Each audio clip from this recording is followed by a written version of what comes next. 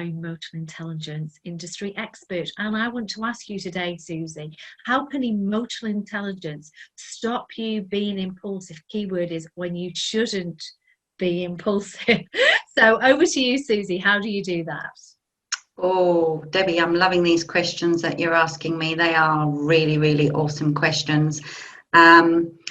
Well, the truth of the matter is the emotional intelligence, firstly, just to say on the topic of impulsive, we do live in a world of instant gratification, and we do want results, and we can virtually have anything at the drop of a hat.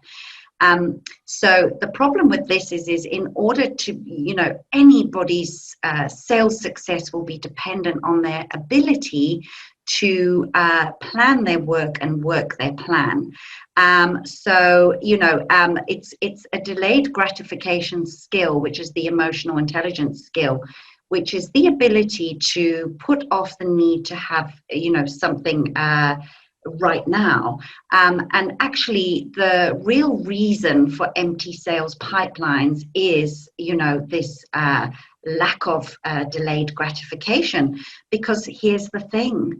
There is no way. It's exactly like if you plant a seed today, you cannot walk out and expect to find a tree tomorrow. You have to keep going. It's all about, planning your work and working your plan. Making sure that you have blocked out calendar time for, your pursuit strategy and developing the business. And you need to, as a salesperson, when I was a salesperson, if I was, in my cold calling or prospecting and somebody phoned and said they wanted to buy from me, I would drop things and run until I learned that, the prospecting, the building of the sales pipeline is absolutely fundamental and crucial.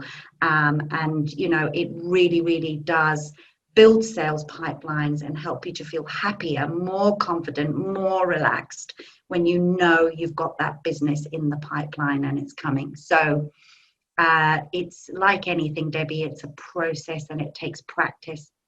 Impulsiveness is not going to help you get the sales results that you need. Okay, yeah, great advice, Susie. And I think it's about being, in sales, sometimes you've got to be, I say, positively persistent. Okay, so we don't want to kind of let things go on and on. But what you said there, saying about make sure you control how impulsive you are, is sometimes that you want to rush the order through and you want to be impulsive. Well, if that's not what the decision making process is, you're potentially going to get that buyer's backup, and therefore that readiness and that eagerness to be working too far ahead of where the customer is comfortable being. We always want to kind of stretch them and maybe control the sales process, but as soon as we start to push the process, which is beyond what they can manage, they actually end up pushing them away, don't they? Yeah. Don't we? Yeah, See? I call it desperation breath. When it becomes about you, and I was in that situation many a time as a salesperson where I was like, I've got to get this sale because I've got to hit the target and I've got to win this incentive, and it becomes desperation breath, and they can smell it a mile away. And to be fair, Debbie, it's not fair to it's not about us as salespeople and what we want. It's about always what's best for that customer, and being authentic in that. But the more you are, the less impulsive you are, and the more that you consistently build your prospecting and build your pipeline, the less the desperation breath. Okay, I do like that phrase, Susie. Fantastic. Absolutely true. Just remember that, and I'm sure everyone's in that situation where they think, oh, I've got to get this order past the line, take my target, people on my back to achieve it. Ultimately, if we've actually managed the process well in the first place, we should be more in control of our pipeline, making sure that we can achieve it rather than it being a kind of last minute, let's dig in and see who I can get over the line.